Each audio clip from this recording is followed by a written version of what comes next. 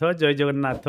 गृहस्थाश्रम को प्रश्न थिला दुई जा परस्पर कलह कले भाई माने कौन करिवे? उत्तर हेउची से माने निज निज पत्नी को बुझाइबे। सान भाई निजर स्त्री को कहिबे देख तुमे बड़ भाई को पितृतुल्य और भाउजों को मातृतुल्य सम्मान करबा दरकार। बड़ भाई मध्य निज स्त्री को कहिबे मोर सान भाई तुम पुत्र तुल्य और तार स्त्री तुमर कन्या तुल्य अटे, तेणु सेमान को आदर कर। तुमर सान जा किछि कहिले ताकू मन को नियो नाही, क्रोध कर नाही, ताकू क्षमा कर, कारण तुमे ताठारू बड़।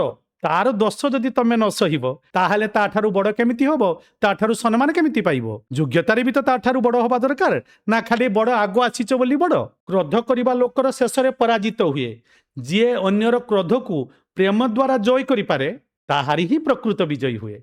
भाई माने निज निज पत्नी मानकर कलह को निज मनरे न नेबा पई चेष्टा करिवे, कारण बहुत स्त्री लोक माने अछंती सेमाने छोट छोट कथारे मतांतर सृष्टि करिथांती, मनांतर सृष्टि करिथांती। अवश्य समस्ते नुह, किंतु ए प्रकार स्त्री लोक मानकु बुझी टिके भाई माने सेतिरु पृथक रहिबे, तांको कथा को नेबेनी। ता सत्य भी जदि स्त्री माने निरंतर कलह कले ताले दुई भाई भिन्ने ही जिवे। तथापि भिन्ने होई गले भी परस्पर भितरे स्नेह और सहानुभूति रखिबे। भिन्ने होई जदि कलह कल ताले भिन्ने होबार लाभ कौन हैला?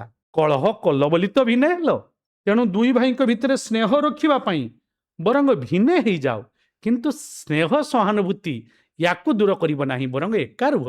भिन्ने होई निज निजर भाग पई सबु बेले कलह करिबो नाही। बड़ भाई जहा देबे सान भाई ताहा नेबे। बड़ भाई कर्तव्य होची से ଟିକେ सान भाई को अधिक देबे, कारण से आदर ओ प्रिय पात्र अटे।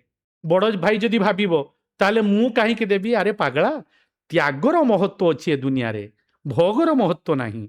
एठिए साधारण वस्तु पाई कलह करिबा निर्बोधता अटे। सबु वस्तु ए संसार रे रहि जिवो, आमे राग द्वेष कलह को नै के संसार त्याग करिबा। प्रासाद प्रौढ़ अट्टालिका केणे जीवो, तु ही पुणी जीवु केणे? सबु एइठारे संगरे सुमन, केही त न जीवे जणे। तेणु मनुष्य निज अंतकरण को शुद्ध रखिबा पई सबु बेले प्रयत्न करिबा दरकार। त्याग ही जीवन को सुख दिए। भोग तो गाई गोरु कुकुर छेली करूचंती। पुणी आज गृहस्थ आश्रम को प्रश्न, माता ओ पत्नी जथा सासु ओ बहु परस्पर कलह कले पुत्रर कर्तव्य कौन? एइटा होची सबुठु बड़ असुविधा। या विषय रे भल कि सुनिबो। जय जगन्नाथ।